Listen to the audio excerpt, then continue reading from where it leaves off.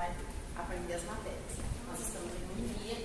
Dentro da harmonia existe a exegese, a hermenêutica, a apologética, e existe uma coisa chamada tipologia, que são ferramentas interpretativas corretas do texto.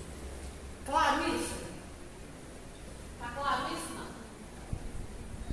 Para interpretar o texto, eu posso interpretar o texto da Bíblia de forma, na nossa cultura, naturalmente, como ela é, do jeito que ela está? Não, eu tenho ferramentas. E essas ferramentas que quem me dá é a exegese, a hermenêutica, a apologética, ok? E a tipologia. A Bíblia, ela foi, vocês já sabem, eu sempre repetir isso para que isso enraize na nossa mente. A Bíblia, ela foi escrita em grego, aramaico e hebraico. Nós sabemos que o Novo Testamento, isso é a maioria, foi escrito no grego koiné, é um grego antigo. Não adianta você querer pegar o grego de hoje e começar a fazer. Nós vamos aprender um pouco disso, porque se não aprendermos, não interpretaremos corretamente a Bíblia. Nós fizemos uma, que a pastora Sônia chamou de Malhação de Pedro, na aula anterior, onde nós fizemos uma exegese profunda do texto, né, a respeito do texto que nós estávamos vendo. E hoje a gente vai dar sequência usando algumas outras ferramentas que a Bíblia nos oferece. O que é hermenêutica? Lembrando, hermenêutica é a explicação onde a Bíblia explica a própria Bíblia. Eu não consigo explicar a Bíblia se eu não usar a hermenêutica. Mas isso é suficiente? Não. Eu preciso da exegese. A exegese é que extrai todas as verdades históricas, culturais da Bíblia. É a extração total da Bíblia. Aí eu vou conseguir interpretar da forma correta. Existe uma outra ferramenta na Bíblia chamada tipologia. Alguém sabe o que é tipologia?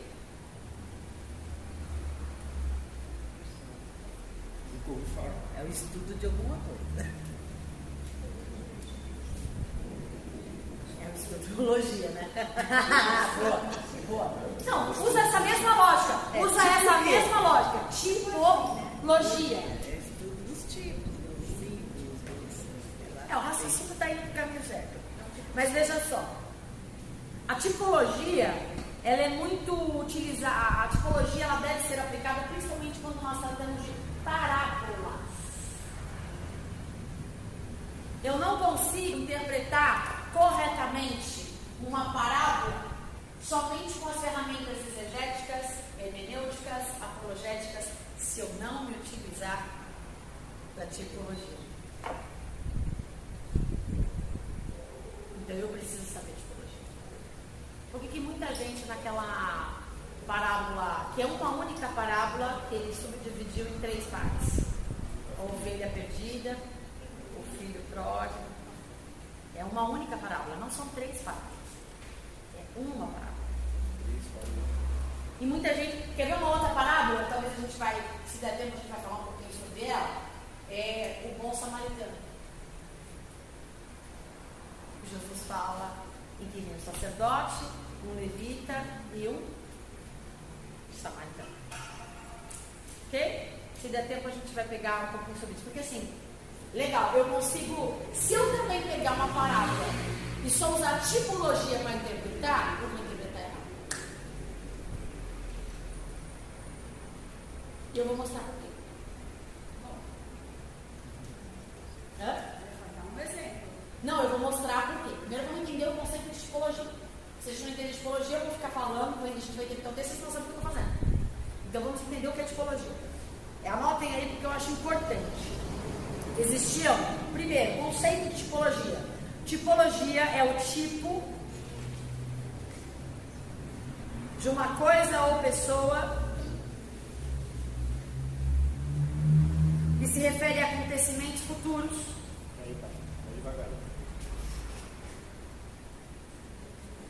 Coisa ou pessoa que se refere a acontecimentos futuros empregada na esfera religiosa. Traduzindo para a nossa linguagem popular. Na esfera religiosa. Eu tenho um consentimento futuro ainda. Empregada na esfera religiosa. Vai ficar registrada no vídeo. Depois vocês podem ver isso. Na esfera religiosa. O que é isso? A pastora Sandra gosta muito de usar tipologia e ela não sabe que ela usa tipologia. Mas ela gosta muito, ela vive insistindo pra gente fazer isso. Ela está trabalhando com a pastora Sandra quando ela quer inventar alguma coisa. O que é? É uma associação a partir de uma imagem. Verdade, esse negócio. É o que a gente aprende para dar aula para infantil. Se usa muito tipologia porque a criança ela não tem a maturidade para desenvolver raciocínios muito lógicos.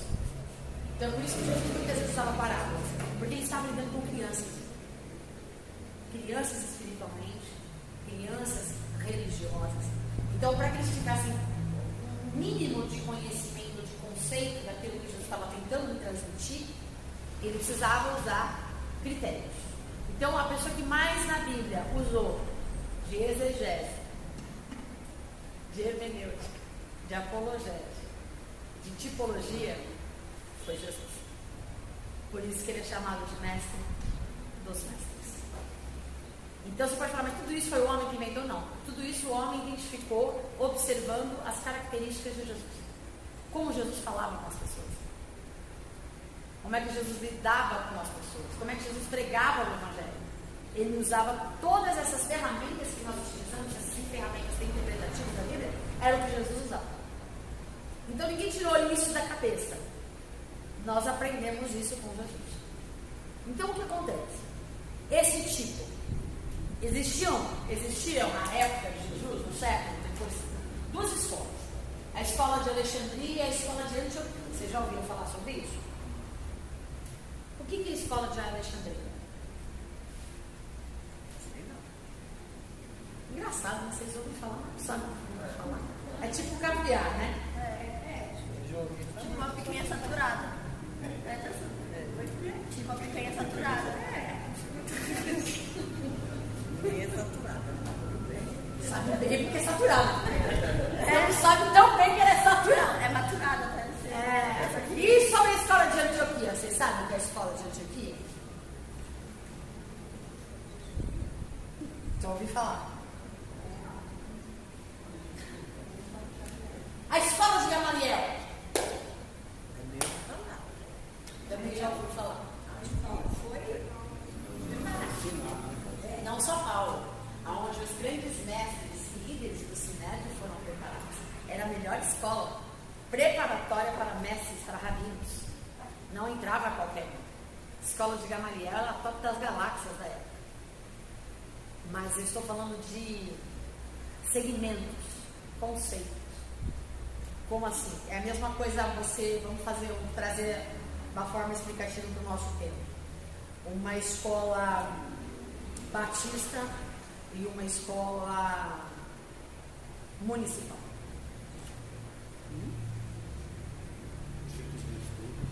Segmentos.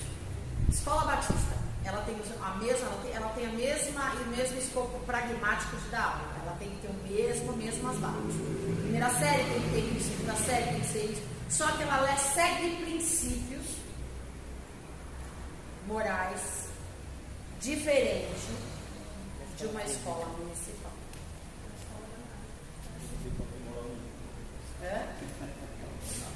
Porque são conceitos naturais.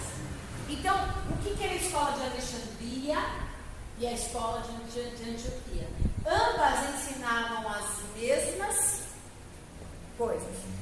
Mas a escola de Alexandria, ela era muito gregoriana. Ela era muito no quesito conquistador. Ela era muito no quesito alegórico. Ao ponto dela usar todos os conceitos que ela tinha de base estrutural de ensino e exagerar nas alegorias. Tá claro? Já a escola de Antioquia, não. Já a escola de Antioquia era uma escola muito regrada. Era uma escola firmada, tipo assim, Bíblia, lei, lei. Ketuvim, Nevim, Nevim. Porque qual era a Bíblia deles? Qual era a Bíblia que eles tinham? Na escola que eles tinham. qual eram os livros da Torá? Quantos livros tem o Velho Testamento? Mas a Torá tinha todos os livros? Quantos livros tinha o Velho Testamento? 39. 39. A Bíblia que eles tinham 25. 24 a 25. Deixa eu ver, eu anotei. 24 a 25. Não era só a Torá. Tinha profeta. Não, aí tinha a Talmud, tinha outras coisas que eles usavam, mas a base de estudo rabínico era a Torá. Quando Jesus ele entra no... existiam algumas regras. O judeu popular, eles falavam a língua entre eles era o aramaico. Os judeus mais prosélitos, os judeus mais estudados, né, que frequentavam a escola de Antioquia, frequentavam as escolas de Alexandrina. Então, o que acontece? Eles já falavam mais o grego koiné. E tinham o conhecimento do hebraico, porque era uma linguagem mais aveludada, era uma linguagem mais polida. Já o aramaico é uma linguagem mais popular mesmo, né? Eu já expliquei para vocês a diferença das línguas. Jesus, ele veio da popularidade. Então, Jesus ele veio de uma escola popular. Jesus, ele viveu como um homem, como qualquer outro homem judeu da época. Ele estava debaixo de todas as regras judaicas, da mesma que todos os homens tinham. Quando os filhos judeus nasciam, ele era obrigatório a seguir os ensinamentos, a escola, o estudo e a profissão do pai. Qual era a profissão de Jesus? E o que é ser carpinteiro? Você me desiludiu. Mas você falou. Não, é casa mesmo. Tá vendo? A gente olha para a Bíblia e fala, o carpinteiro bateu a porta, e a gente espera, e a gente acredita, a gente olha para carpinteiro como se o carpinteiro fosse o mesmo carpinteiro do dia de hoje. E não é. É mesa Hã? mesa fazia. Os carpinteiros daquela época, que era a profissão de José, eles eram os pedreiros estruturais. A função de José e a função de Jesus era fazer estrutura de casas. Não eram os móveis, né? Não era móveis, nem telhados, nem nada disso. O trabalho deles era o trabalho mais pesado que vocês pudessem imaginar. Era de pegar pedra mesmo, de fazer alicerce, né? E o trabalho de Jesus, a profissão de Jesus era fazer alicerces. Coincidência, não? Jesus é o quê? Ele é a rocha, pedra angular. Ele é o alicerce. Olha só, como eu não acredito em coincidência, tudo que a gente olha na vida de Jesus, a gente vê que há um princípio. Então, qual era a profissão natural de Jesus?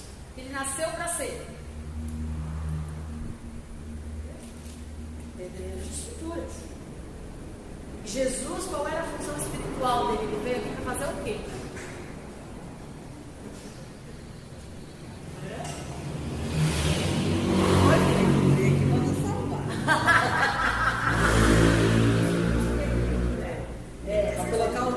Alicerce, firmar nós na rocha. Firmarmos na rocha.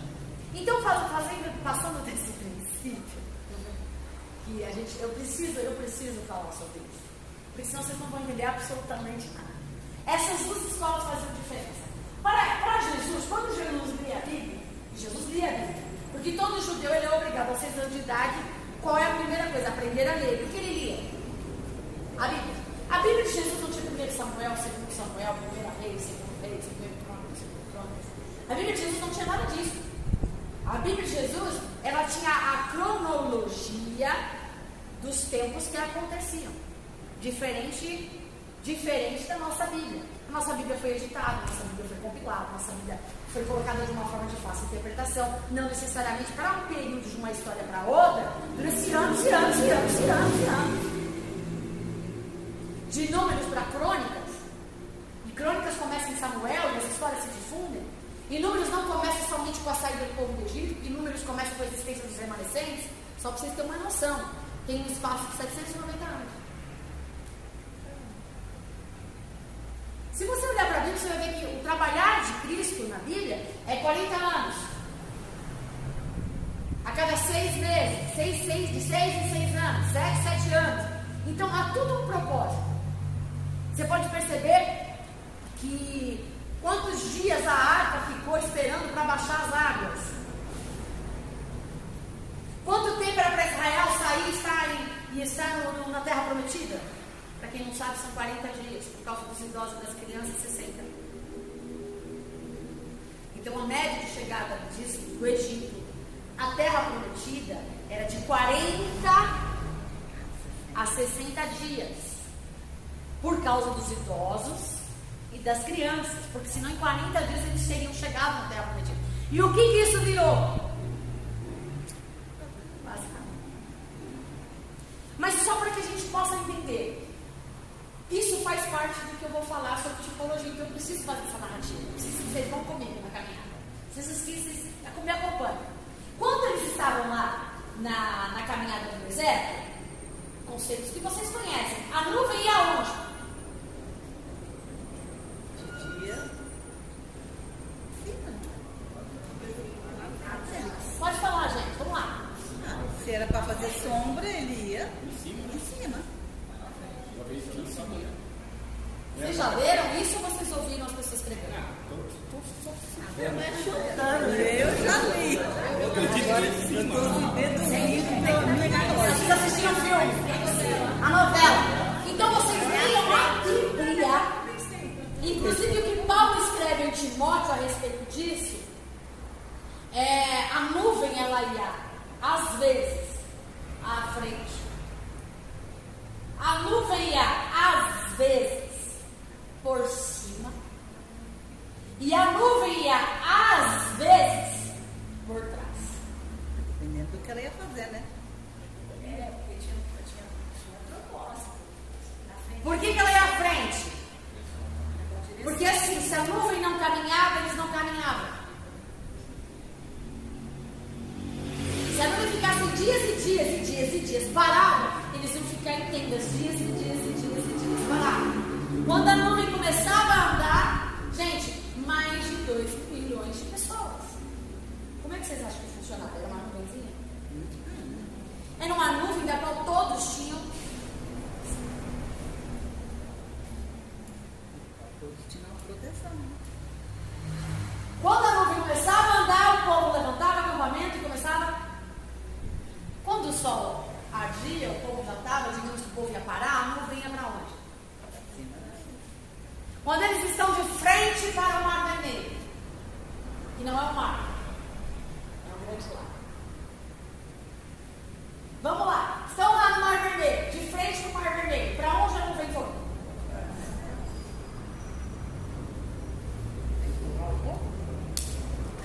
Só proteger o povo de Faraó. E aí chega lá adiante. Quer ver uma outra coisa? Vocês estão gravando tudo que eu estou falando, né? Presta atenção, isso tudo vai ser usado para explicar tipologia. Segunda coisa, quando Moisés e o povo chegam numa cidade, no deserto, e eles sentem sede, eles vão para Moisés, eles pedem para Moisés o quê? Reclamam. O povo adorava reclamar. Eles pedem o quê? A água no meio. Por que Deus fala para ele? O que você tem? O que Moisés tinha na mão? A vara de quê? De madeira, gente? Com medo de. Não é de ferro a vara. Vara de quê? Não, eu não estou perguntando o tipo da árvore. Não. Não estou. Essa é ó. Você fala assim, que idiotice isso, já sei de tudo isso. Calma. Porque eu preciso fazer essa narrativa, porque senão a gente não vai conseguir interpretar a Bíblia. Isso faz parte. Eu vou usar toda essa história que você já conhece para usar as ferramentas que nós temos para interpretar. Então, Deus Pai, Deus Filho e Espírito Santo, ele fala o quê? O que você tem na mão? Quando ele está na frente do mar, por que eu não lanço a mim? Diga ao povo que marche. O que você tem na mão, Moisés? Uma vara de madeira.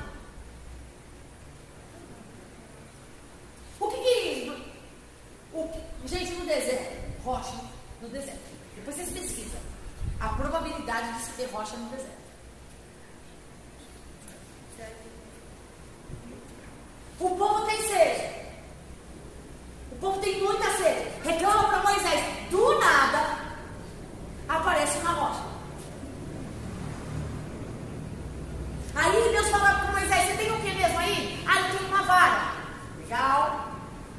que ele fala para fazer cavalo? Fere. Primeira vez ele manda ferir. Beleza, presbítera Célia já chegou um ponto. A primeira vez ele manda Moisés fazer o quê? Ferir a rocha. Jorrou água, jorrou, todo mundo bebeu água, se saciou. Eles continuam a caminhar. O povo tem sede de novo. Eles param em outra cidade. O povo, mais uma vez, sede quem é? Reclama. Moisés, estamos com sede. Tinha cebola lá. Cara, demais, né? Eu amo cebola. Eu amo cebola. Prestem atenção. Aí Deus fala, aí Moisés de novo. Beleza, papai, o que eu vou fazer? O que você tem na mão? Uma vara. Tá, mas fala pra rocha. É que ele não prestou atenção, né? Ele foi com a ideia da primeira. Tinha que fazer do jeito que ele foi da primeira vez. Foi fazer do jeito que ele. Porque Deus não mandou, ele mandou Deus ferir a rocha. Na primeira. Ele não mandou ferir a rocha. Deu certo na na primeira, ele achou que na segunda ia funcionar. E funcionou. Mas funcionou, né? Funcionou. Pois é. Viu? O que gerou pra ele? Quantas pessoas você falou? Tinha mesmo? 2 milhões. Mais de 2 milhões. Ele falou, mas tinha. Ah, eu tinha jogado a rocha na cabeça do povo. Mas o mais legal da história é que ele fez jorrar da onde a água? Gente, presta atenção. Madeira, não tinha rocha. Tinha rocha? Normalmente não, né? Do nada apareceu uma rocha. Também já apareceu um oásis no meio do deserto. De uma rocha que ele feriu saiu um ribeiro de águas que alimentou mais de 2 milhões de pessoas. Tá falando de Deus. Eu penso, esse povo é o... Gente, não. Não, nós. Eu começo a ter raiva desse povo. Esse povo que a gente representa muito bem. Mas prestem atenção. Primeira vez ele fala, fere a rocha. Certo? Na segunda vez, ele não manda ferir a rocha. Ele fala, fala a rocha.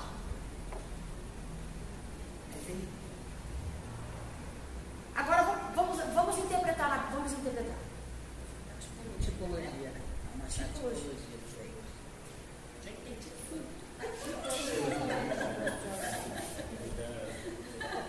Viaja, né? Quem é a rocha? A primeira vez ele fez.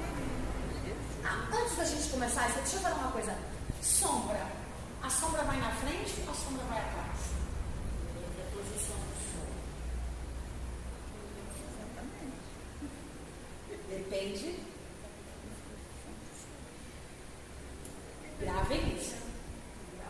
A sombra depende da posição do sol. A sombra representa, mostra os olhos, a cor dos olhos da pastora Sônia. Oi?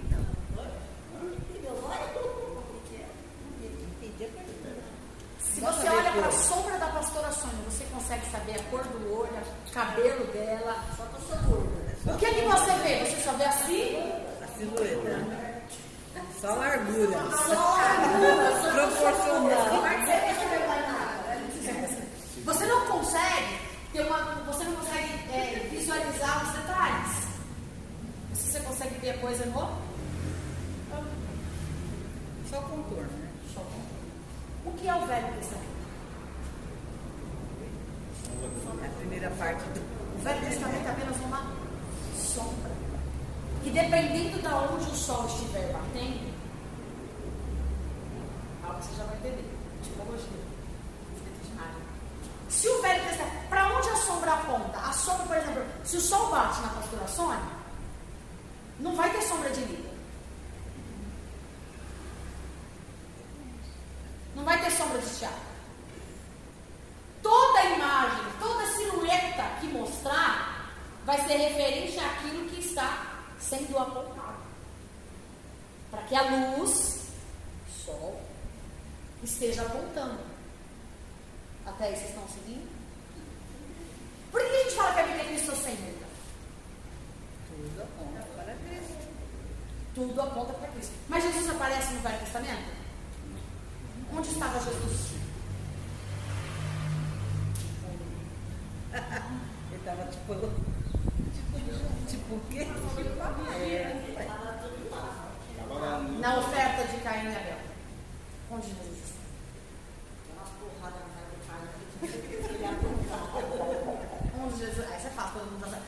Jesus estava quando Abraão vai ofertar o filho? Onde Jesus estava quando Abraão mente? Mente entre aspas, né? Porque ela era parente mesmo dele. Sarai era parente dele, mas ele Mentiu. não tem meias verdades, ele mentiu. Mentiu com ele. E por ter mentido, olha só, e por ter mentido, ele quase perde a esposa. E quase morreu. Ele mentiu. Por causa de uma mentira. Onde estava ele, Isaac? No meio de Isaac. Quando Abraão pede para o seu servo ir preparar uma esposa para ele. Onde estava Jesus? Onde estava Jesus no meio dos profetas?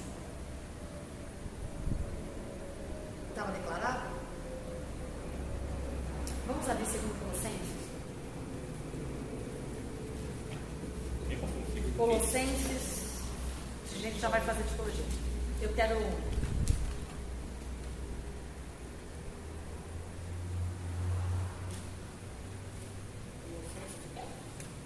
Quero que alguém abra 1 Coríntios 10, 1, 4. Colossenses 2, 16 e 18. Do 16 a 18.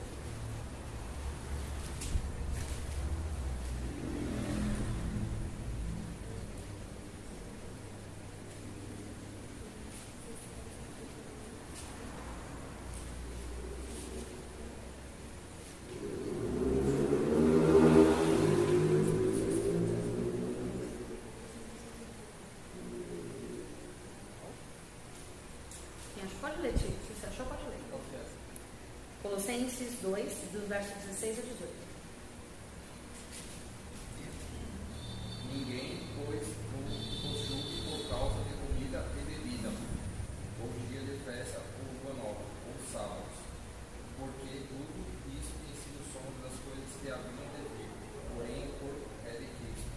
Ninguém se faça cargo contra vós outros, detestando humildade e baseando-se em visões, infatuado sem motivo algum na sua mente carnal, e não retendo a cabeça, da qual todo o corpo, subido e bem vinculado por suas juntas e ligamentos, cresce em crescimento e procede de Deus.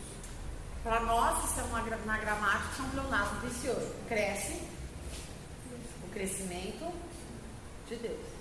Tem alguma outra versão? Sim, em aumento de Deus. Vai crescendo em aumento de Deus. É o mesmo pleonasmo, né?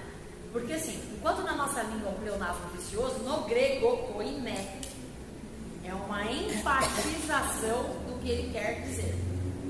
A gente vai traduzir isso aí. Lê pra mim do 16 ao 18, que agora a gente vai fazer a tipologia. Lê. 16.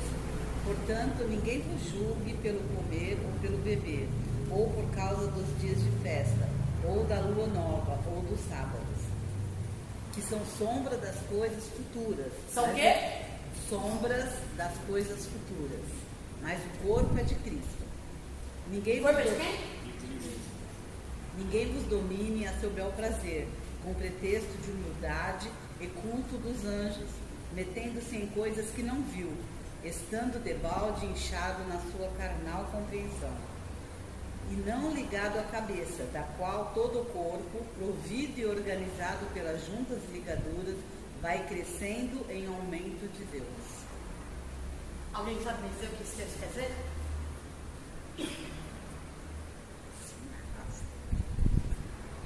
Todo mundo já leu isso, eu sei. Todo mundo já leu isso. O que Paulo está falando? A igreja de Colossenses. Aos Colossenses.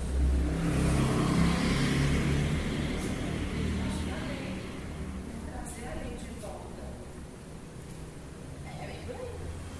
Paulo está dizendo o seguinte, que ninguém vos julgue.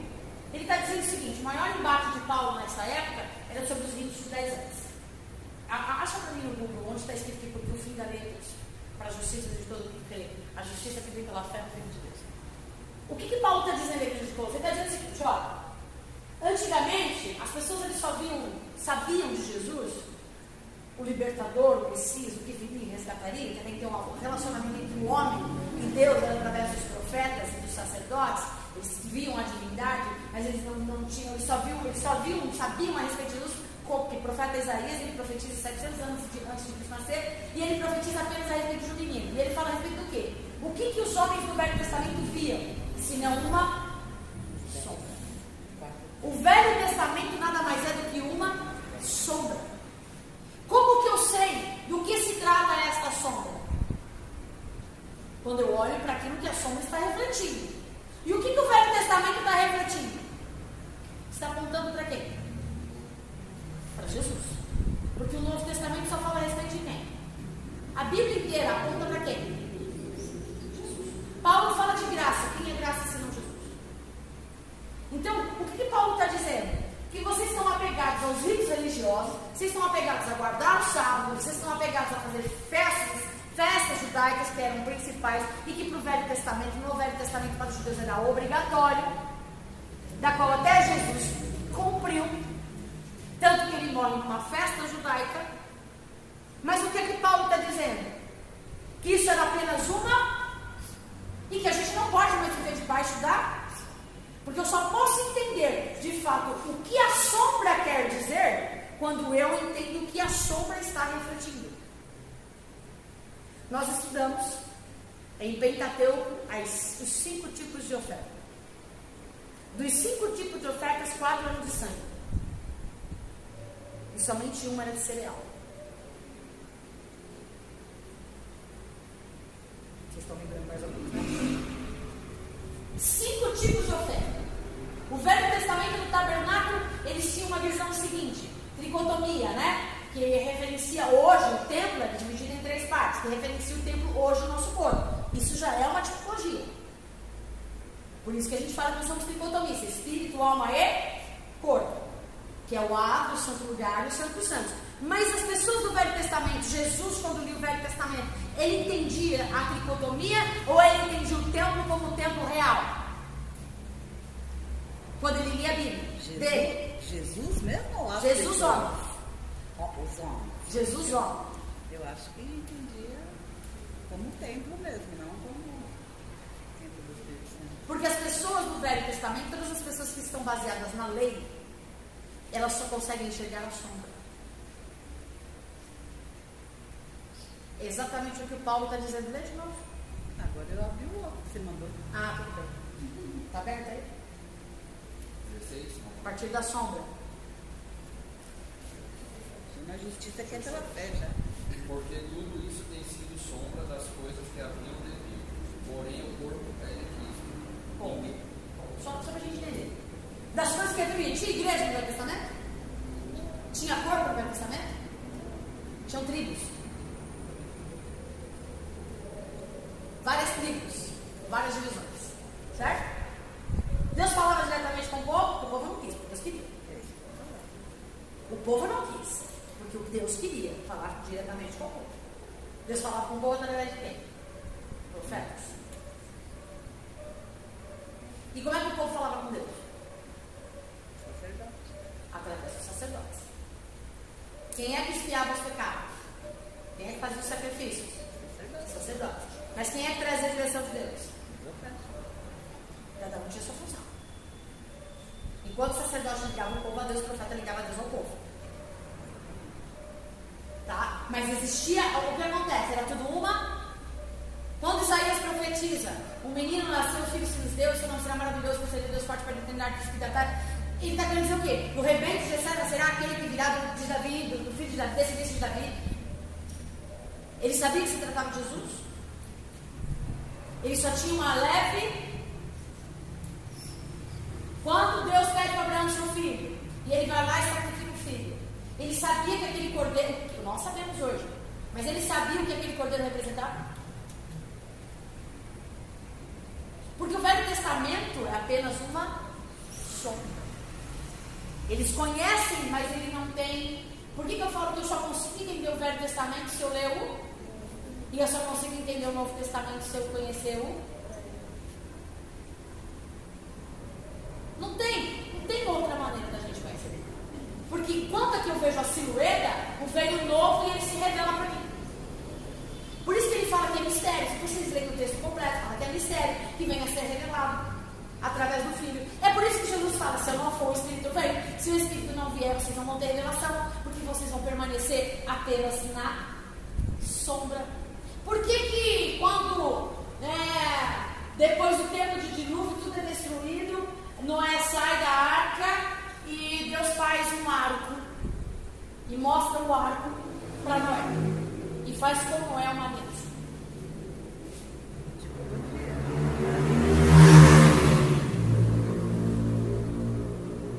Por quê? Porque eles não tinham uma compreensão completa das coisas. Então, por eles não terem uma interpretação completa das coisas, eles só enxergavam as coisas. Sabe aquele texto que Paulo fala, vemos assim como espelho, mas chegará o dia que o veremos assim como é. É disso que trata. Quando você se olha no espelho, dependendo do espelho bom, você te emagrece. Espelho bom. Se você olha no espelho comum, muitas vezes ele não te mostra assim tão bom, né? Mas você consegue no espelho ver você nitidamente ou é apenas um reflexo? É um reflexo, são várias partículas de você, mas é você? Dependendo da espessura do espelho, eu vejo você mais gordinho, mais magrinho. Então depende do olhar. Então o que ele está falando? O que a tipologia nos ensina? A tipologia nos ensina o seguinte: tudo que está no velho é uma sombra que reflete a respeito do futuro. O futuro era para eles, porque para nós já não é mais futuro, para nós é presente. Mas mesmo o presente que está hoje, quando a gente fala de revelações do Apocalipse, por exemplo, o que Ezequiel viu de frente ao rio Quebar? Se não a respeito do futuro que não chegou nem para nós ainda. Porque ele fala a respeito do fim dos tempos. O que Jesus fala em Mateus 24? De um futuro a respeito do fim dos tempos. Então o que acontece? Todas as vezes que nós formos tratar algo que não conseguimos ter uma perfeita compreensão, porque nem tudo nos é revelado. O Pai vai se revelando à medida que Ele deseja e à medida que nos relacionamos com Ele. Tudo já está escrito na Bíblia. Nenhum profeta vai chegar aqui, não vai existir e vai falar, eu tive na visão. E Deus vai, não. Tudo já está escrito na palavra. Toda a revelação profética já está dada para nós. Mas nós muitas vezes não temos ainda a perfeita compreensão dela, porque nós a observamos como uma sombra. E o que a tipologia faz? A tipologia me tira da sombra e me faz enxergar como as coisas são de verdade. De que maneira? Alegórica. Qual é a diferença entre a escola de Alexandria e a escola de Antioquia? A escola de Alexandria, ela foi abolida pelos bereanos, pelos princípios, pelos apóstolos. Por quê? Porque elas usavam a alegoria de uma forma exacerbada. Tudo era alegoria. Sabe aquelas pessoas que olham tudo é espiritual? Tudo é pecado. Tudo pode. Hiper mega graça. Então, essa é a escola de Antioquia. Vocês acham que isso começou agora? De Antioquia ou de Alexandria? De Alexandria. Que vem dessa mentalidade de crescer, conquistar e ser, papapá, que fala, não, vamos. Se você está pensando, vamos lá. Você está pensando em construir uma casa, Tati? Tudo que você ouvir falar numa pregação, num púlpito, numa palavra profética, num cântico, como é que você vai interpretar isso?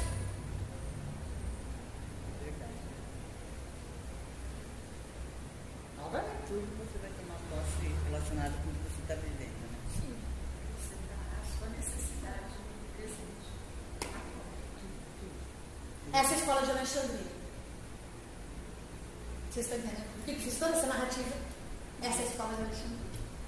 Por quê? Porque eu vou dar interpretação para tudo que eu estou ouvindo baseado naquilo que eu estou. Aí Deus está falando, sim, muda de vida. Queria vergonha na cara. Muda de vida, eu vou construir minha casa.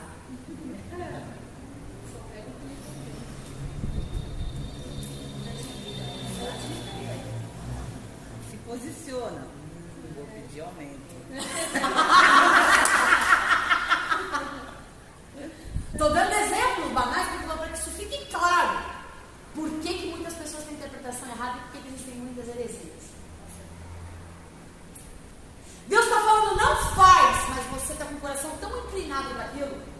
E você acha que o não de Deus é um não para contrariedade. Deus está mudando todos os seus caminhos, está falando não faz, não faz, não faz, não faz. Mas você está em você. Só ouve o que você quer, né? Tá certo. Tá claro? A escola de antioquia não. Vamos analisar. O que eu falei? O povo saiu do Egito. A nuvem ficava na frente, o povo só podia andar. Essa nuvem representa quem?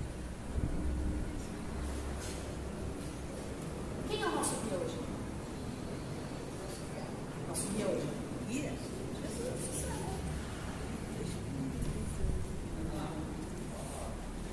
João começa a ter. Falei certo, Jesus. Falou. João primeiro é a primeira interpretação tipológica no Novo Testamento. No princípio era o Verbo. O que ele está fazendo? Uma tipologia. Eu achei tão interessante lendo isso, que eu falei assim, é o único, né, que O único. buscou Jesus lá no começo. Ninguém. Ele começou. Por quê? Porque se o Velho Testamento, todo o Velho Testamento aponta para o Novo, por favor, e ele é a sombra do Novo, calma que vocês vamos chegar lá. E eu vim no objetivo não bater em ninguém hoje. E ele aponta para o Novo. Então, desde a queda do homem já apontava para quem? Por isso que ele fala assim, o cordeiro mudo já havia sido entregue antes da criação. Antes de sermos criados, antes de tudo ser criado, Deus já proveu o cordeiro. Então, desde lá de Gênesis, desde o jardim, aqui não dá tempo, gente, é lindo. Eu estava estudando sobre isso, quando eu peguei o Talmud para ver sobre o Jardim do Éden, fazendo a tipologia do Jardim do Éden. Cara, a coisa mais linda do mundo. Se tiver tempo, eu mando para vocês. É lindo demais. Eu chorei. Eu não sou de chorar. É lindo demais a tipologia bíblica do Éden. E a gente, às vezes, nossa, eu li tanto isso, eu nunca prestei atenção. Gente, a pedra apareceu do nada. A segunda vez que ele fala para falar com a pedra, gente, eu não sei, se eu achar onde está escrito, está em Coríntios. A Bíblia fala que a pedra seguia eles.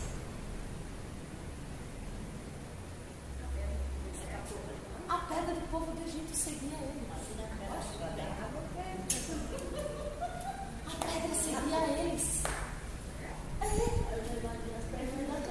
Lá em Coríntios, quando eu li isso, eu falei, caraca, mano, eu já li esse texto tantas vezes, eu nunca parei de prestar atenção nisso.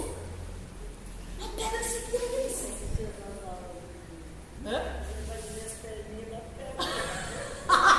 A pastora Sônia é a melhor pessoa para fazer tipologia. Eu tenho um receio, porque ela é tão assim, que ela pode viajar na Alexandria. Ela pode viajar pela linha de Alexandria. Mas com o talento que ela tem trabalhado na Antioquia, mano, arrebenta. Eu já não tenho tanto assim, tenho estudado. Eu já não tenho essa criatividade, eu não vejo pedrinha, eu já não imaginava assim, ela voando. Ela já é mais. Leia lá, no original está escrito, Paulo falando, a pedra que seguia o povo. Agora eu te pergunto, por que ele fala para falar com a pedra e não bater na pedra a segunda vez? É a mesma pergunta. Eu não tinha vergonha. Mas a pedra representa quem? Tipologia. Jesus precisava ser ferido 2 vezes? Por que saiu água do corpo de Jesus na cruz do Calvário? Não estou falando de anatomia, eu estou falando de tipologia.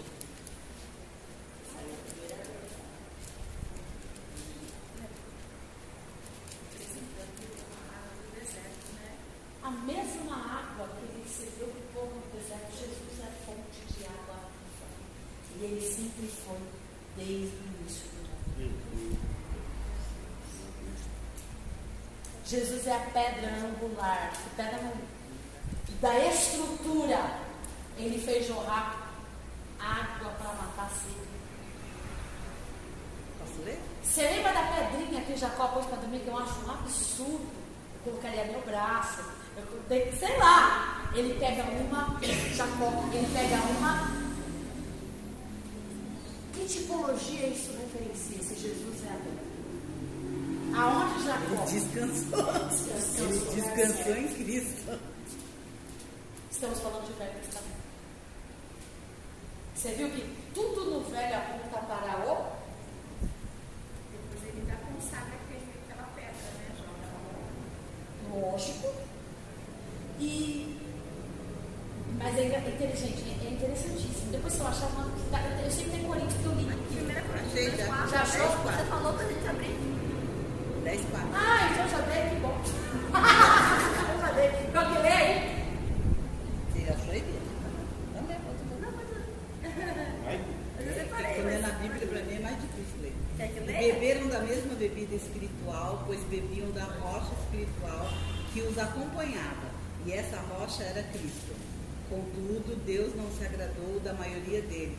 Por isso, os seus corpos ficaram espalhados no deserto. E aí, agora, você viu como o novo explica o velho? Por que o povo morreu? Nenhum, gente. Nenhum. Todas as pessoas que entraram na terra prometida, nenhum deles viveu na escravidão. Todos eles nasceram no deserto. Todos eles nasceram. Porque todos os que conheceram todas as maravilhas. Por quê? Porque a primeira vez Deus falou, fere a rocha. A rocha foi ferida com o quê? Jesus foi morto com o quê?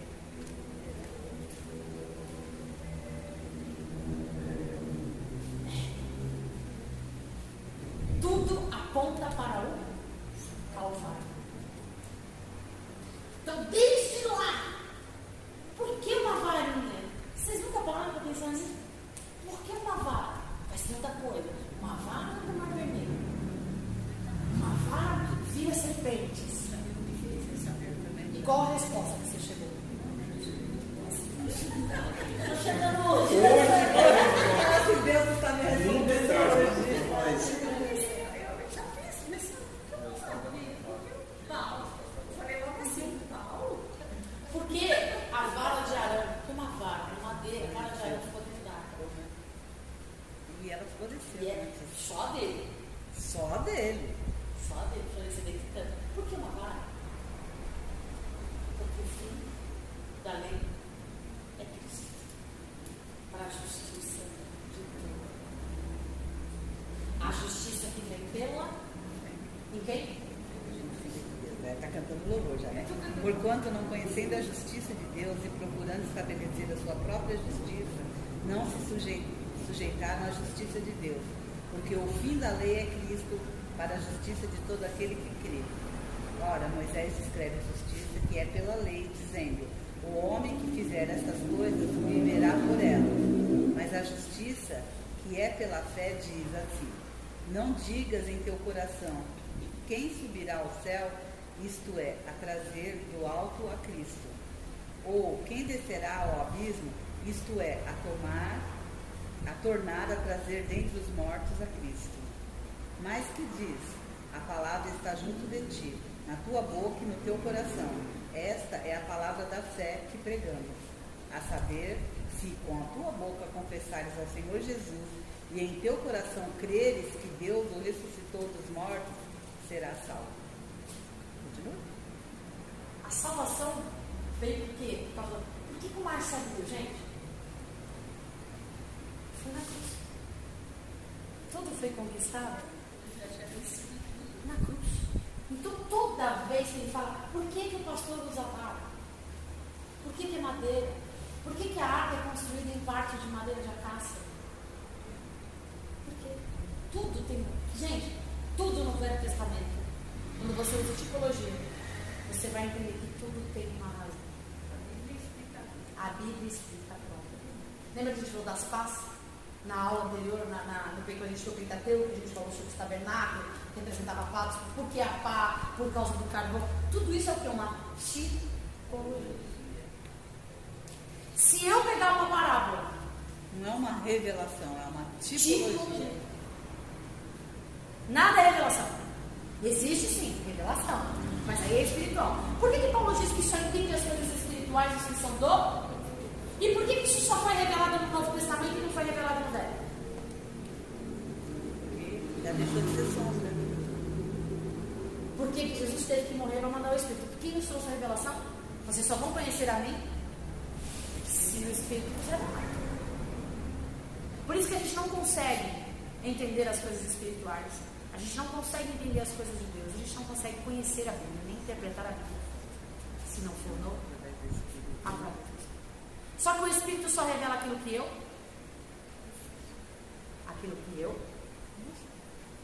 conheço. Eu sempre uso esse ditado, porque já me deram esse e eu venho só reproduzindo. Você vai fazer uma prova de vestibular. O camarada estudou, eu fiz curso. Fiz 6 meses de curso. Eu me preparei para o vestibular. Teve gente que não estudou nada. O Espírito Santo vai me revelar os espirituais da vida. O Espírito Santo vai me revelar. Eu estou dando um exemplo banal. O Espírito Santo não é justo, né? Estou dando esse. Mas você não é dessa geração de que não se estudar a Bíblia, que o Espírito me revelou para na hora?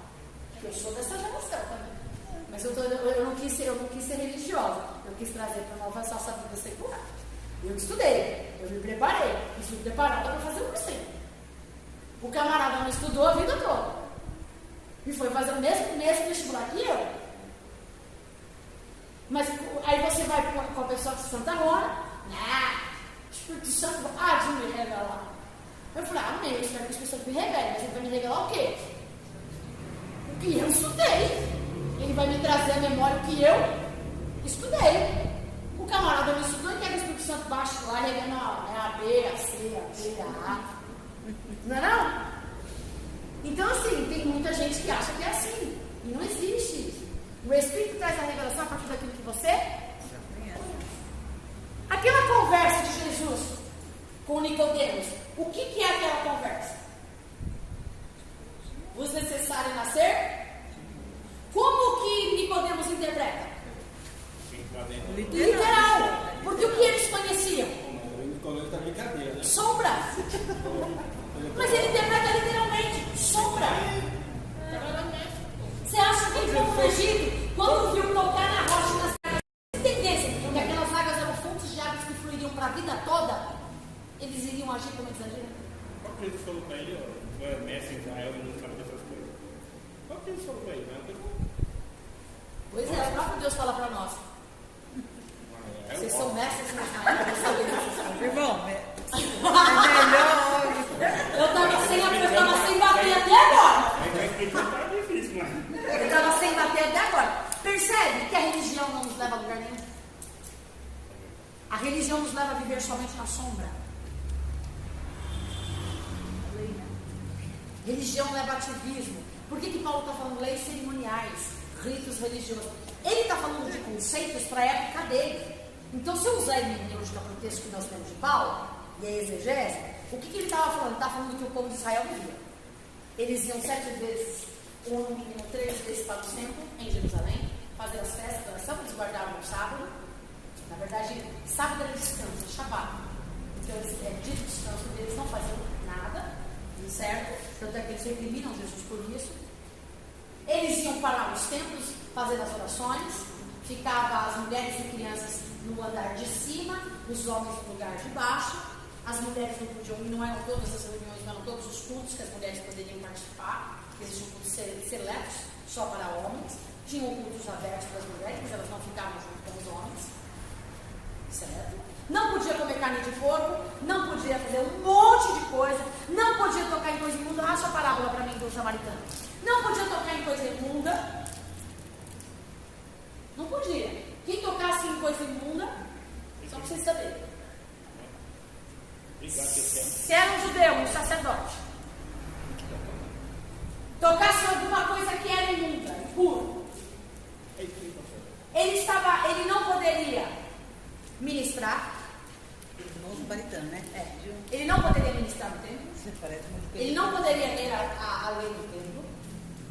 Ele não poderia, se ele era como ele era, se ele fosse pertencente ao sinédrio e o trabalho dele fosse dentro do sinédrio, ficaria sem receber o salário durante 15 dias. Durante 15 dias, ele teria que ser abstêmio de todas as atividades religiosas cerimoniais que ele tinha. Ele deixava de receber salário, deixava de exercer toda a sua função eclesiástica. E ao fim do que é isso? Claro que eu quero. Ela que é isso, balão. Peraí, E ao findar, mas não para agora, né? E ao findar os 15 dias, olha só, presta atenção, isso é importante. Isso é exegese e é hermenêutica que me dá. Isso é. Não adianta eu ficar pegar uma coisa e não pegar outra. Eu preciso entender o contorno. Então ele não podia fazer nada disso. Depois dos 15 dias, ele tinha que pegar as oferendas, que eram escritas dos cerimoniais, e ir para o templo, para a porta do templo, porque ele não podia entrar. Só poderia entrar se o sacerdote que estivesse lá, fosse lá fora, fizesse referenciação do sacrifício que dissesse para ele: você está liberado. Aí ele voltava para as suas atividades. Entenderam? Então veja só, isso é o quê? Exegese. Ok? Parábola do bom samaritano. E eis que se levantou um certo doutor da lei, tentando dizer: Mestre, o que farei para herdar a vida eterna? E ele lhe disse: O que está escrito na lei? Como lês?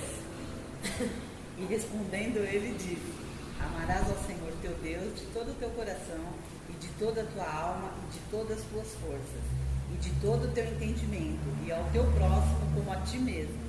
E disse-lhe: Respondestes bem, faze isto e viverás. Ele, porém, querendo justificar-se a si mesmo, disse a Jesus: E quem é o meu próximo? E respondendo Jesus, disse: Descia um homem de Jerusalém para Jericó. Bom, só para a gente esclarecer. De Jerusalém para Jericó, cerca de 20 quilômetros aproximadamente, e era uma descida. Então, quem vinha de Jerusalém para Jericó, descia. Quem ia de Jerusalém, de Jericó para Jerusalém? Continua. E caiu nas mãos dos salteadores, os quais o despojaram e, espantando-o, se retiraram, deixando-o meio morto. Bom, vamos usar a exegese e a hermenêutica. Livro de Moisés, Deuteronômio diz que todas as vezes que um salteador, um mercenário, um bandido saquear ou tentar saquear você não pode reagir. Porque se você reagir, você é passivo de morte, como consequência da desobediência. Como é que é a posição? Lei de Moisés diz o seguinte: se você não reagir um bandido, um salteador ou um mercenário, você não deve reagir, você não pode reagir. A nossa polícia também ensina isso para nós. Base no que é a nossa lei? Isso está lá nas leis de Moisés, tá? Depois vocês pesquisem lá. Exegese, trabalhe, não vou te dar tudo de novo, eu já estou te ensinando a usar a ferramenta que você tem.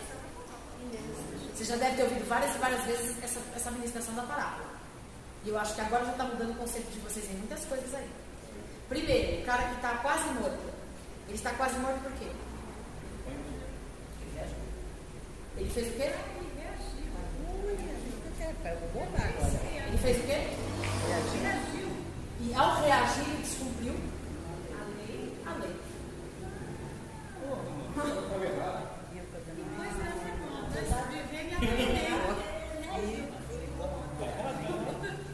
Não deve reagir.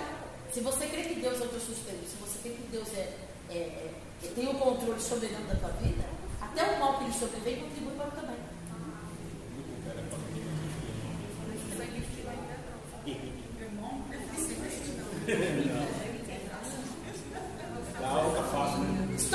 Isso que nós estamos fazendo é exegese. Tirando do texto todas as informações do texto. Continua. E como você chegou à conclusão que ele reagiu? Ele não estaria quase morto. Ele só seria roubado. Depende, o salteador é escolhido de hoje, meu filho. Você não faz nada. Mas pela lei de Talmud, pela lei de convivência. Então, essa é exegese. Pela lei de convivência deles, um bandido, até eles tinham regras. Então eles como é que é a palavra? Esqueci. Eles confiscavam seus bens, tiravam tudo de você, mas não podiam tocar em você. Eles só poderiam tocar em você se você reagisse. Ah, tá. Então, gente, ela descobriu na história. É isso? História. Exegese. Não, porque exegese tira do texto, extrai do texto. Sim. Se eu não fizer isso, eu nunca vou interpretar corretamente o texto. vou continuar fazendo só uma analogia, não é nem tipologia. Vai lá. 31, Everman. E ocasionalmente descia pelo mesmo caminho certo sacerdote. Vamos lá. Vamos sim. Eu tenho a obrigação de ensinar como estudar a Bíblia. Eu estou ensinando. Vamos pegar isso aí. Por que vem primeiro o sacerdote e depois vem o levita? Lei de Moisés. Ambos trabalhavam no templo, correto? Sacerdote e levita. Só que eles podiam sair junto? Não. O levita vinha a pé. O sacerdote vinha montado. Bíblia, isso agora é hermenêutica. Bíblia explica a própria Bíblia. Se os dois estão vindo do mesmo lugar, Por que não dá uma carona pro outro? por que eu não vejo? Conversando. Estão andando juntos, cada um tem sua função. Se eles não conseguiam amar nem o próximo, quem tirou tá explicado agora. Continua, ó. É assim que se lê a Bíblia. Não é ler, que livro legal, que bacana, eu gostei dessa frase. Não é assim que se lê a É Bíblia. mesmo, aí pega o marcador de texto. É, assim se lê o livro. A Bíblia não se lê assim. A Deus diz, medita nela, medita. Dia e Estuda. noite. Estuda, umina, vai a fundo. Continua. Inculca na cabeça da criança. Continua. Ele descia pelo mesmo caminho certo sacerdote, e vendo-o passou de largo. E de igual modo também um levita, chegando àquele lugar e vendo, passou de largo. Mas um samaritano que ia de viagem chegou ao pé dele e, vendo-o, moveu-se de íntima compaixão. E aproximando-se, atou-lhe as feridas, aplicando-lhe azeite e vinho. Atou-lhe as feridas e aplicou azeite. Vinho. Não é isso? Azeite e vinho. Eu não sou enfermeira, não sou médica. A pastora Sônia é muito mais habilidosa nesse livro do que eu. Quando você pega uma ferida, você vai encaixar? Você sofra, é o que eu vou fazer. Obrigada. Se eu quero que você sofra, é o que eu vou fazer. Porque geralmente, se ele se compadeceu, se ele sentiu a dor e quis ajudar, qual era a primeira coisa que ele tinha que fazer? Porque o azeite, no Velho Testamento, só tinha duas funções. Só tinha duas funções do azeite. Ungir reis. Só. Consagrar utensílios do tabernáculo, mais nada. E ele tinha poder curativo. Não era espiritual, era natural. Eles não tinham os antibióticos que nós temos hoje. Então o azeite tinha a função de tratamento medicinal. No Novo Testamento, para que serve o azeite?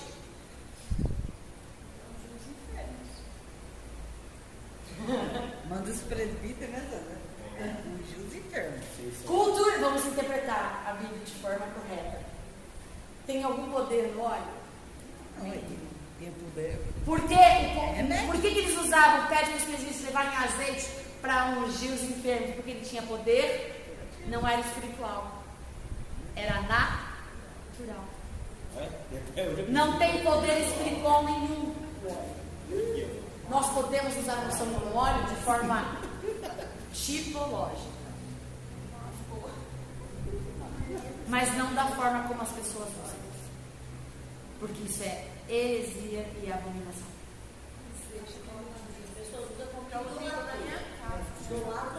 Por exemplo, nós fomos na casa de uma pessoa consagrar a casa dele.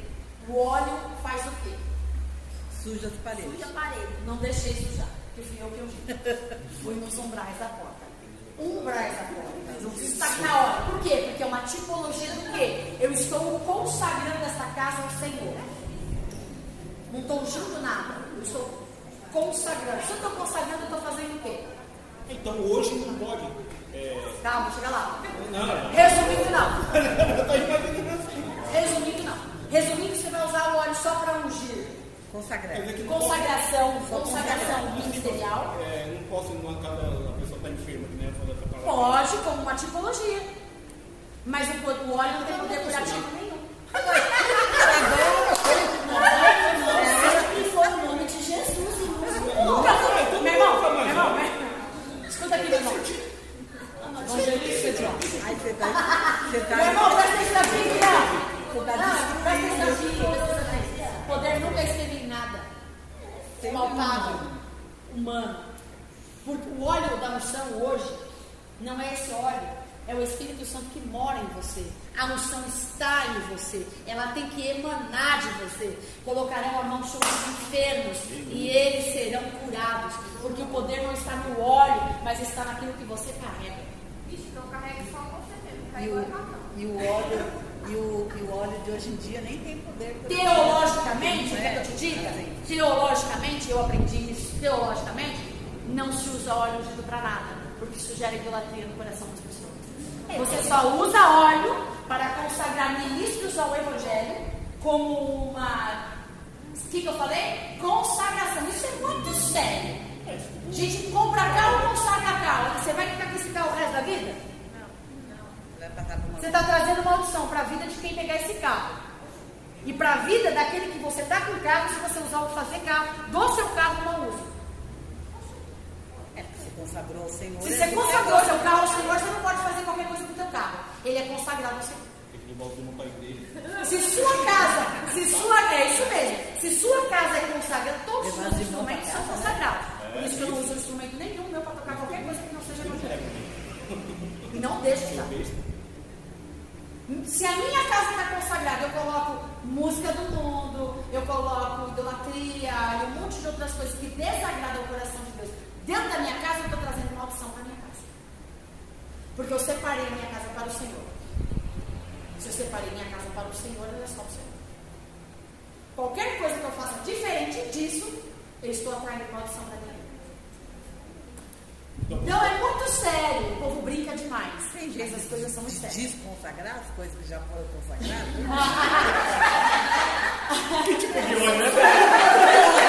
Vamos terminar pelo menos essa conversa. Não consegui transliterar isso. Vamos lá. Vamos lá. É sério. É isso. As pessoas só ficam na ignorância porque é mais fácil. Agora eu pergunto para vocês refletirem. O que é mais fácil? Acreditar que os rituais que eu faço vão gerar e produzir algum resultado? Ou acreditar que basta uma palavra de Deus e as coisas acontecem? Porque falamos isso. Está falando mais fácil? A mente humana? A mente humana só consegue acreditar naquilo que Mas viver no Espírito não é viver na naturalidade. Acontece que as pessoas querem utilizar as coisas espirituais, interpretar as coisas espirituais de forma natural. E nunca vai acontecer. Eu não posso pegar o que é espiritual e traduzir de forma natural. O que é espiritual para ser interpretado de forma espiritual. E esse é o maior problema que as pessoas têm. Continua, vamos lá, não tem mais tempo. Tipologia. Peguei esse texto por causa que tem uma parábola para explicar tipologia. Até agora eu só fiz exegese e hermenêutica. Vai. É só um negócio do óleo. Mas eles tomavam óleo ou era só... Não, passava na Aquela ferida. época Não, passava na ferida. Eu já bebi óleo também, meu irmão. Eu também já bebi. Eu já entendi a sua pergunta. Eu já bebi óleo também. Eu já bebi. Eu já vivi Sagrada tempo por na dentro. ignorância. Eu também já vivi um tempo na ignorância. Eu já bebi óleo, Mas pra o curar. óleo já saiu. Pode ficar tranquilo, irmão. Entrou e já saiu. Tomei com uma colher assim desse Ó, tamanho. já que entrou, eu queria falar sobre. Já que entrou, sabe quando eu falo eu sou dado por libação? Eu falei, mas todo mundo tá me falando também, viu? Não. Você já viu aquela questão da libação? Você já ouviu falar Paulo falando sobre libação? Você sabe o que é libação? Gente, vocês lêem a Bíblia, pega a Bíblia e não Nossa, sabe. não lembro. Eu lembro. Eu já sou dado por libação. Paulo fala isso no texto que antecede: combati o bom combate, terminei a carreira, guardei a fé. Com certeza você já leu, porque eu já vi várias e várias reproduções desse texto. Vai ser dado como um sacrifício. Pelo menos ela tentou. Leve em consideração. Isso é muito importante tentar. Mas vamos terminar aqui. Decorar. Marca aí libação para eu já para explicar a libação no grego preinético, o que Paulo está querendo dizer. Marca aí para a próxima aula, não vale a pena eu falar hoje. Aplicando-lhes Senão eu não termino de azeite e escrever esse vinho. texto. Vai lá. Aplicando-lhes azeite e vinho. E Aplicando-lhes azeite. e vinho. Vinho, gente, para beber e parar de sentir dor. Isso é na nossa cultura. Não na exegese do texto.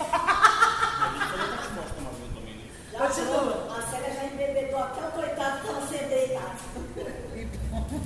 E pondo-o sobre a sua cavalgadura, levou-o para uma estalagem e cuidou dele. E Peraí, além de tudo, além de enfaixar, de encobrir, já estou usando termos para ficar mais fácil a compreensão. Além dele encobrir, dele cobrir, as feridas estão tratadas. Ele cobriu. O sangue de animal fazia o quê? Ele não espiava o pecado, ele só cobria. Por isso que se derramava o sangue na água, para que a presença pudesse vir. O azeite que hoje, não, agora entra a tipologia. Eu estou falando da tipologia, agora eu já estou usando a tipologia. O azeite representa o quê?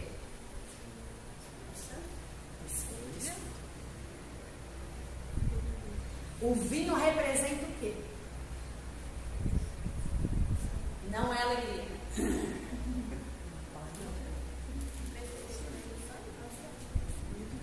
Vida.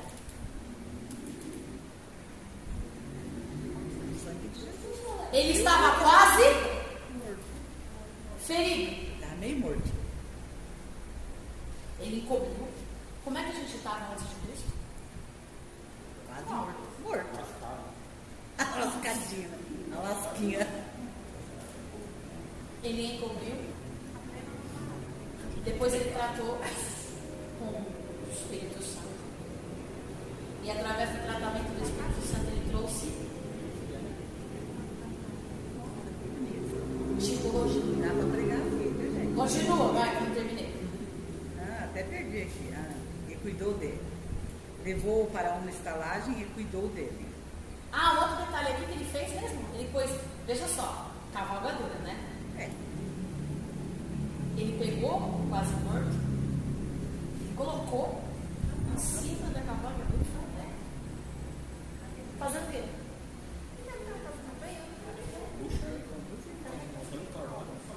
Eu vou fazer uma tipologia. Por que o pastor fez fazer? Aí, ó, quebra a perninha dela. Joga no ombro. Anota mais uma coisa aí que é legal, que isso explica. A partir daí eu vou explicar por que Jesus entrou no jumento em Jerusalém. Tipologia. Não, entrou no jumento e já Bom, viajei. entrou no jumento. Oh, meu pai. Entrou no jumento, cara. Montou. Vocês estão cansados mesmo. Vamos lá. Ele se apossou do jumento. Continua. Vai lá, continua. E cuidou dele. E partindo ao outro dia, tirou 2 dinheiros e deu ao hospedeiro. E Peraí, vamos lá. 2 dinheiros e deu a? hospedeira. Se eu for aplicar tipologia, o que esses 2 dinheiros representam? Tipologia.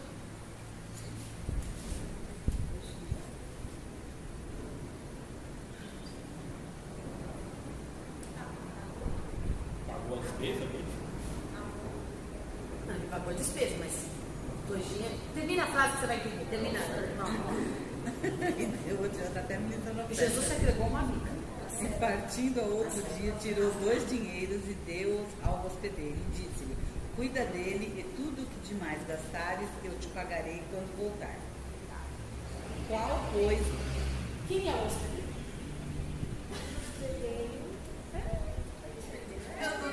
Vamos usar a tipologia.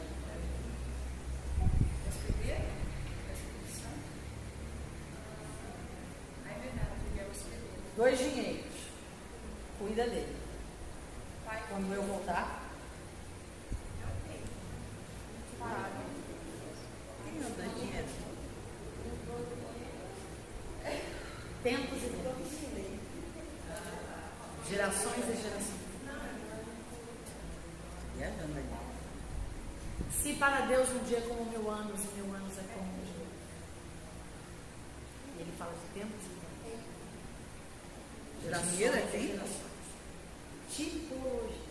Não, mas então, na tipologia o dinheiro representa tempo? Nossa, Nesse quesito. Por quê? Eu não pode ser vida. Quantas vidas? Não foi 2 vidas que Jesus deu? não. Ele disse, 3 dias, ao terceiro dia eu. E os outros 2 dias? Houve alguma manifestação? Houve silêncio? Total. Mas ao terceiro dia ele ressuscitou. E aí ele faz menção, tipologia. Lembra de Jonas? Quantos dias Jonas ficou dentro do grande peixe? E a vinda do Filho do Homem será como...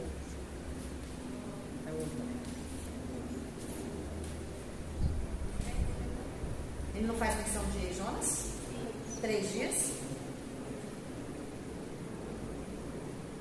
2 dias? Mas eu vou voltar. Estou te dando 2. Estou te dando aí um período de tempo. Cuida deles. Cuida do que? Das feridas. Eu vou voltar. Se tiver que pagar alguma coisa, qual é a promessa de Cristo para nós?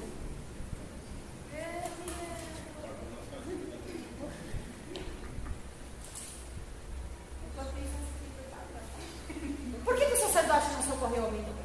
Estou interpretando o texto, a gente já interpretou várias coisas, exegese e hermenêutica, tipologia. Agora eu já entendi que o sacerdote, por que o sacerdote não socorreu? Porque o cara desobedeceu a lei. Ele desobedeceu, mas tinha um agravante. Morre aí. Morre aí, feliz, que você desobedeceu a lei. Ele desobedeceu a lei. Mas e se ele tocasse no quase morto? Ih, é verdade. Ele se tornaria. Ele nem sabia se o cara estava... sem receber o salário dele. Ele traria maldição para a vida dele E ainda é... e para a casa dele. Mas ele não tocou, que ele não jogou isso. Não, esse aí do samaritano. Nós estamos no O sacerdote. sacerdote representa quem? Ele que passou e... Sombra. Então só o samaritano mesmo podia tocar nele? Não, poder ele não O podia. levita né? poderia. Por que o levita não fez nada? Por que o cara que trabalha lá no templo, que executa, que faz tantas coisas, quando viu um quase morto, que as regras não caberiam para ele, porque ele não era sacerdote, a regra era para o sacerdote, por que ele não socorreu o cara? Porque ele era bom demais trabalhando no templo. Agora bateu na O sacerdote estava debaixo de uma lei. O levita. Porque todas as pessoas que vivem debaixo da Eu lei sempre falei do mal do negam o sacerdote. amor de Cristo. Mas o fim da lei é Cristo. Quando Deus mostra lá para... Esqueci daquele homem italiano, que ele falou, eu vi suas orações, eu vi suas petições, suas boas ações, e ele vai lá e dá um sonho para Pedro, e Pedro vê um lençol de um monte de coisa impura, um monte de coisa imunda, que Pedro não queria ir lá falar com ele. É italiano, ó. Tipologia. Tipologia. O sacerdote fez o quê? Sombra, religião. Por causa da religião, por causa da religiosidade, morra daí. Como a pastora Sônia falou, eu vou colocar a faixa para doer mais. Mas ele nem fez isso, largou lá. É o que a religião faz. Agora o levita, uai, serve na casa de Deus. Serve. Qual é a obrigação de servir? Se não serve o próximo, ele não serve a Deus. Amém, eu não sabia disso, não. Eu vou ter que pedir perdão para Deus. Tem uma outra coisa? Todos estavam vindo da onde? Os 3 estavam vindo da onde?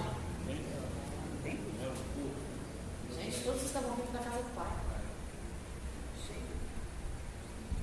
Cheio do poder. Quem é que pegou? O problema não foi com a palavra nem com o pregador, porque o samaritano fez uma boa ação. Vê? Quem vem de Jerusalém está descendo. Quem está de Jericó para Jerusalém está subindo.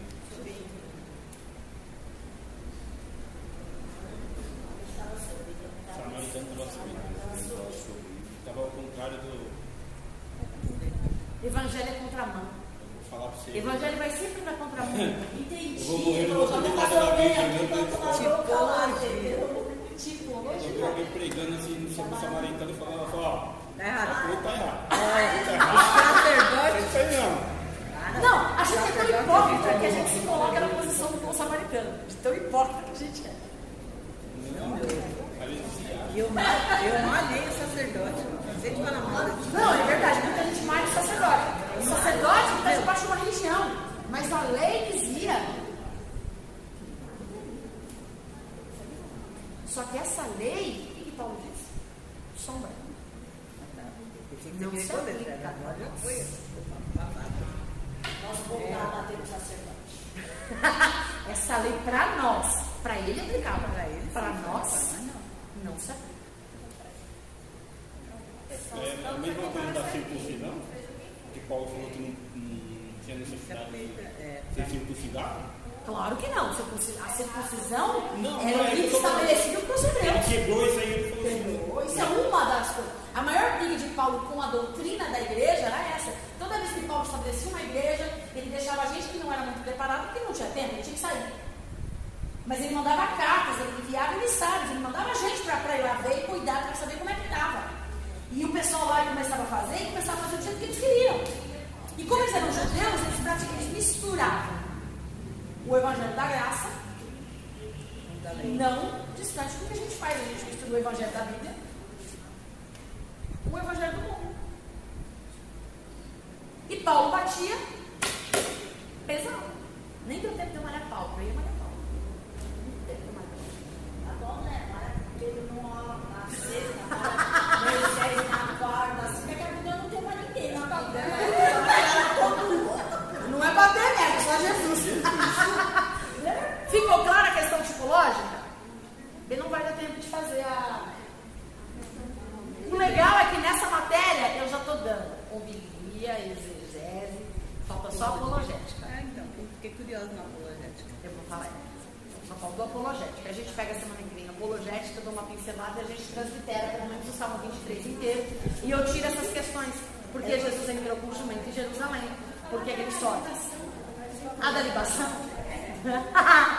A libação é a seguinte: quando Paulo fala sobre libação, primeiro, que no sentido coinético que ele está ensinando lá é completamente diferente do que a gente lê. Tá? A tradução é outra. Fala sobre angústia, agonia e de questões interiores. E quando ele fala que eu já fui dado por libação, e que a vida dele foi dada por libação, o que era a libação? A libação, ela vem desde o tempo de Deuteronômio, vem desde o tempo, ela é uma dos princípios das ofertas do Levirato.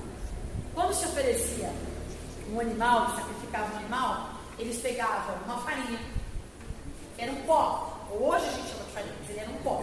Então eles pegavam esse pó, eles colocavam em cima do animal. Aí a farinha, o pó se misturava com o sangue. E ao se misturar com o sangue, eles iam com o azeite. E aí eles pegavam o azeite, então veja só, era carne queimando, sangue sendo derramado. A farinha, quando você pega um bife, você faz uma milanesa, o cheiro vem com o azeite. Quando derramava o azeite, o cheiro era tão gostoso, tão forte, que ele alcançava várias distâncias, quilômetros. Então eles deixavam o ambiente perfumado. Então, um lugar de morte, um lugar de sacrifício, isso quando se tratava da oferta de libação. Então, o lugar de sacrifício, em vez de cheirar morte, cheirava perfume, um cheiro agradável. E aí ele falava, esse cheiro agradável é a mistura do sangue com azeite, com a carne. E aí quando o fogo queimava a carne, descia o sangue, a farinha que cobria, porque a farinha era mais para dar uma... A farinha é o pão, a farinha representa a carne, como ele fala no convite.